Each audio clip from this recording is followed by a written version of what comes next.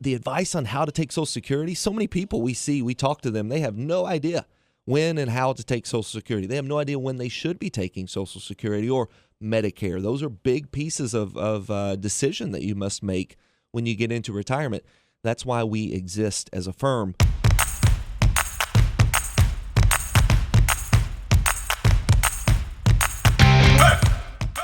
All right. Well, you do a radio show every Saturday morning just after the 9 o'clock news, and people tune in and listen to you. In fact, I get lots of calls asking for your phone number. The guy that was on your station, there was a guy from Georgia called me one morning, and he said, guy that was just on your radio station, what's his phone number? How do I find him? And that's what's incredible, not only about the big dog, the reach that it gives us, but just what we've been able to do in terms of bringing this type of information to people who are hungry for a little bit more information on how to retire well. This industry has really been built to help you grow your money, and that's all well and very important.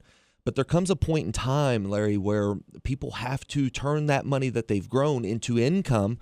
And yes, growth is still a part of that, but it's also about taking that money out efficiently, making sure we're not taxing that money inefficiently or paying more to the IRS than we should otherwise, making sure that those assets aren't taken due to a nursing home stay. God forbid that does come. How do we take Social Security? What about Medicare? How do we navigate those things? That's exactly what our team does every single day. We get on here, we talk about the markets from time to time, month to month. We're on the news, we're on podcasts, whatever it may be, talking about stocks, and that's super important. And that's one of the big things we do. You're on Fox Business, and you're also on what, NBC? Yeah, we do CNBC, Fox Business. We've been blessed to be able to take small town USA to the big mainstream. And I'm going to tell you some of the things that we do there in New York. When I actually go to New York, we'll do some Zoom calls from time to time from our office, and we'll be on there remotely. But when you get to spend time in New York City on the New York Stock Exchange floor, you pick up a lot of good information, a lot of stuff you can come back and bring to your client base here. We've been blessed to be able to serve clients nationwide, but Campbellsville, Bowling Green, those are our two locations for office space. We have an office here in Campbellsville, we have an office in Bowling Green, and this is home for us. Campbellsville is home, and we love being able to help Campbellsvillians retire successfully because, again, this industry is geared towards the growth phase very well. Stocks, bonds, mutual funds, ETFs, whether you need an annuity, whether you need life insurance, all of these questions are things we help you answer. But ultimately, it's building a portfolio to allow you to retire and what we call live happy in retirement. Not concerned about whether or not you have enough money to live. Just go out and live. We'll take care of the money piece for you. Make sure it's growing. Make sure it's distributed to you in the most efficient way so you're not paying unnecessary taxes.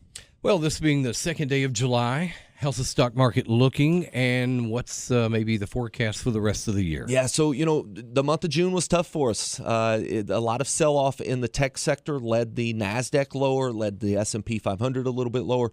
June historically is a pretty flat month. I would say we were a little bit over history average for a drawdown in June. In other words, we lost a little more money than we were expecting in June over the overall index, the S&P 500.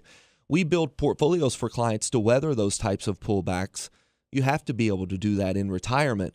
But as an overall index of the S&P 500, let's say as the market, July historically is a very good month for the S&P 500. So what I tell a lot of our clients, what I tell a lot of our listeners, is if you build a portfolio to weather these types of storms, you can stay invested in these pullbacks.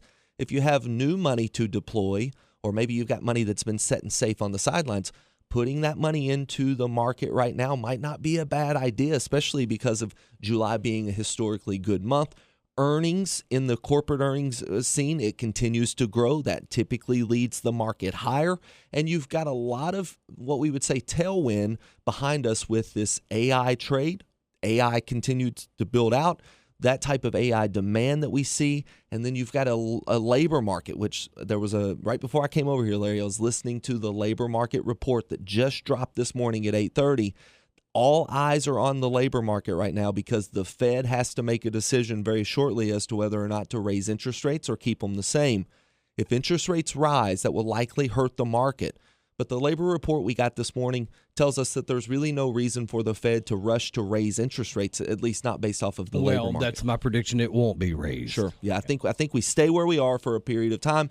Inflation gets too hot, then we could see interest rates creep higher, and that would not help the market. Again, build the portfolio to weather that storm. Saturday morning, big dog. We teach you how. That's exactly there right. Yes, sir. Dale Smothers, Saturday morning, just after the news at 9. Dale, happy 4th of July. Happy 4th of July, and happy 250th. Oh, goodness. Yeah. Yes. 250. That's amazing. Coming up on 9 o'clock here at the Big Dog. Good morning, Central Kentucky. That's Dale Smothers in the studio this morning.